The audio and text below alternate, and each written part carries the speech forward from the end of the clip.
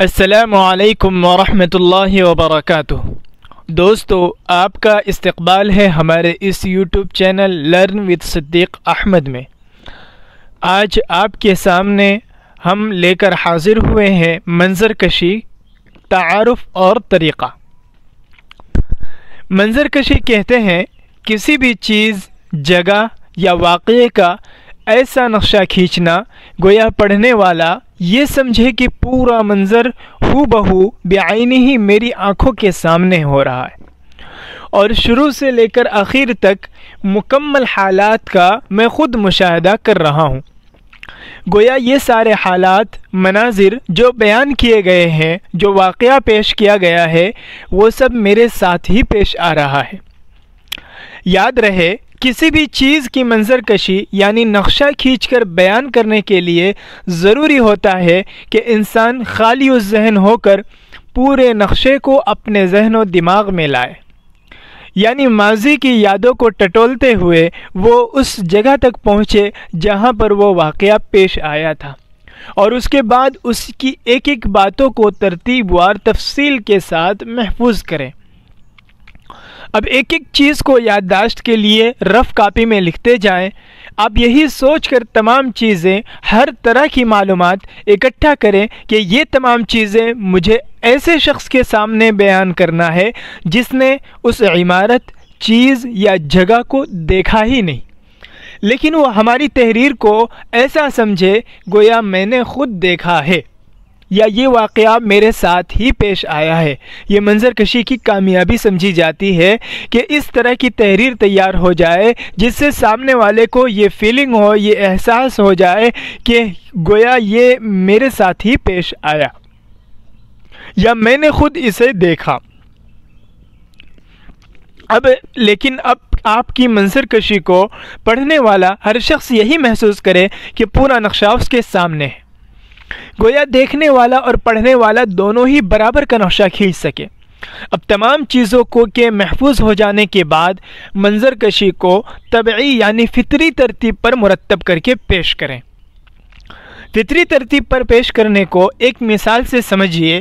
جس طرح انسانی زندگی کا سب سے پہلا مرحلہ پیدائش ہے، دوسرا مرحلہ بچپنا، تیسرا مرحلہ جوانی کا ہے، چوتھا مرحلہ ادھیڑ عمر کا ہے، پانچواں مرحلہ بڑھاپے کا ہے، چھٹا مرحلہ وفات یعنی موت کا ہے۔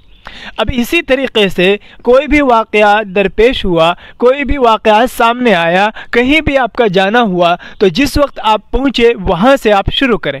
اس کے بعد ترتیب وار آپ نے جہاں جہاں گئے، آپ نے جو جو چیزیں دیکھی اسے قلم بند کریں۔ اس کے بعد اب آخر میں جب آپ کی واپسی ہوئی، اس وقت آپ کی کیا صورتحال تھی، کس طریقے سے واپسی ہوئی، اس کو آپ زیر تحریر لائیں۔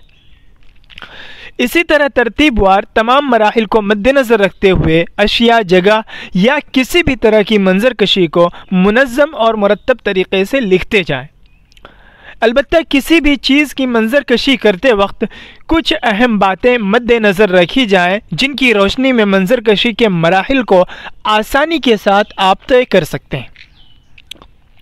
نمبر 1، سب سے پہلے کسی بھی چیز کو بیان کرنے کے لیے ضروری ہے کہ موصوف کی حقیقت بیان کریں۔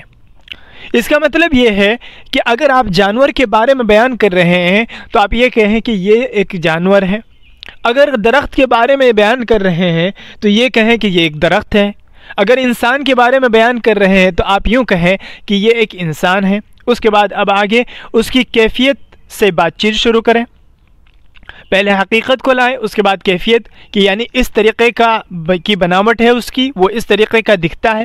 اب اس کے بعد موٹا ہونا، پتلا ہونا، لمبا ہونا، پست قد ہونا، رنگ، طبیعت، اخلاق، اہم صفات، ان سب کو بیان کریں۔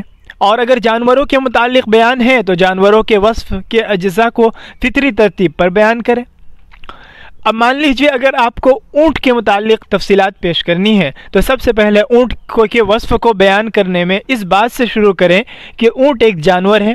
اس کے بعد جسم کی حیت اس کی کیا ہے، یعنی جسم کی بناوٹ اور ساخت کس طریقے کی ہے۔ پھر اس کے بعد موٹاپے کو بیان کیا جائے گا۔ اب رنگ اور صفات کے بعد جسم کے اجزاء کو بیان کریں گے۔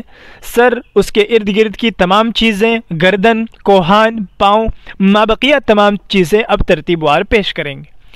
اب کھجور کے وصف کو بیان کرتے ہوئے ابتدا اس طرح کریں گے کہ یہ کھجور کا ایک درخت ہے، پھر لمبائی اور عمر کے متعلق وضاحت پیش کریں گے۔ اب اجزاء کی طرف بڑھتے ہوئے جڑ، تنا، پتے، پھل اور چھلکے وغیرہ کو مکمل طور پر وضاحت کے ساتھ اس طرح سمجھانے کی کوشش کریں گے کہ آپ کی تحریر کو پڑھنے والا ہر فرد اس تحریر سے اپنے ذہن میں ایک نقشہ تیار کر سکے جو آپ بتانا چاہ رہے ہیں۔ اب منظر کشی کو بہت ہی زیادہ دلچسپ اور مؤثر بنانے کے لیے مناسب تشبیہات کا استعمال کریں۔ اس کا طریقہ یہ ہے کہ ادبی کتابوں کا مطالعہ کرنے کے بعد جو چیزیں آپ کو اس میں نظر آئے، جس طرح کی تشبیہات آپ کو اس میں کا استعمال آپ کو مل جائے، اسے آپ اپنی تحریر میں پیش کریں۔ جب آپ مطالعہ کریں گے تو آپ کو پتہ چلے گا کہ کیسی کیسی تشبیہات کا استعمال ہوا ہے۔ بطور نمونہ چند تشبیہات کے استعمال کو پیش کیا جا رہا ہے جس سے آپ اپنی تحریری صلاحیت کو میں پروان چڑھا سکتے ہیں اور تحریر میں شامل کر سکتے ہیں۔ پانی کی صفائی کو پگھلے ہوئے چاندی سے، پانی کے نیلا پن کو آسمان کے رنگ سے، چراغ کو ستارے سے، درخت کو سائے سے، تاریک دن کو رات سے، روشن رات کو دن سے، سورج کی چمکتی کرنوں کو سنہرے دھاگوں سے، شبنم کے قطروں کو بکھرے موتی سے تشبیہ دینا۔ یہ تمام تشبیہات تھی جو آپ استعمال کر سکتے ہیں۔ کسی بھی چیز کی منظر کشی کرتے وقت اس کے فوائد، اہم چیزوں، اس کا مختلف میدانوں میں اہم رول اور نمایاں کردار وغیرہ کو ترتیب وار بیان کرنا ضروری ہے۔ نیز کسی بھی چیز کے فوائد کو بیان کرتے ہوئے نقصانات اور اس چیز کی ضد کو بیان کرنا ضروری ہے، ساتھ ہی اس کی کمی پر ضرورت کا احساس دلانا بھی ضروری ہو جاتا ہے تاکہ وہ چیز زیادہ سے زیادہ دل و دماغ میں بیٹھ جائے۔ مثلا اس کو ہم مثال سے سمجھتے ہیں کہ سورج کے فائدے بیان ہو گئے تو اب اس کے نہ ہونے کی صورت میں وجود پذیر ہونے والے نقصانات بھی بیان کریں گے۔ ساتھ ہی ساتھ یہ بھی کہیں گے کہ آج اگر سورج نہ ہوتا تو ہم کن کن نعمتوں سے محروم ہو جاتے، اور آج جب سورج طلوع ہو رہا ہے تو ہم کن کن نعمتوں سے لطف اندوز ہو رہے ہیں۔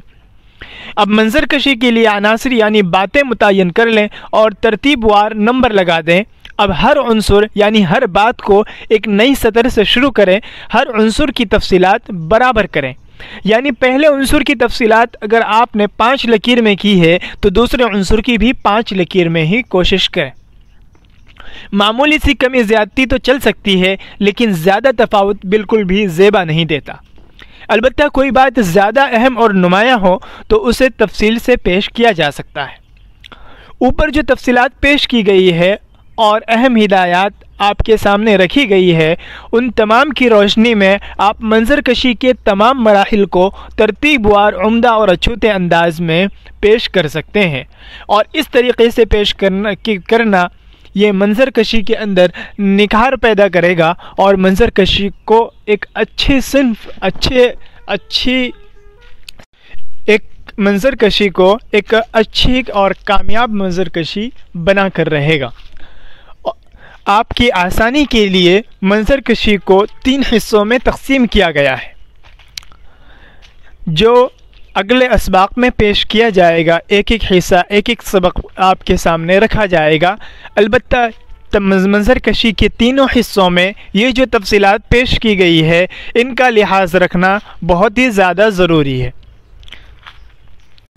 امید ہے کہ آپ کو ہمارا سبق سمجھ میں آ گیا ہوگا اور آپ کوشش کریں گے لکھنے کی، اور ہماری ویڈیو کو لائک کریں گے، شیئر کریں گے اور ہمیں سبسکرائب کریں گے تاکہ آپ نئی آنے والی ویڈیو سے آپ مطلع ہو سکیں۔ السلام علیکم ورحمۃ اللہ وبرکاتہ۔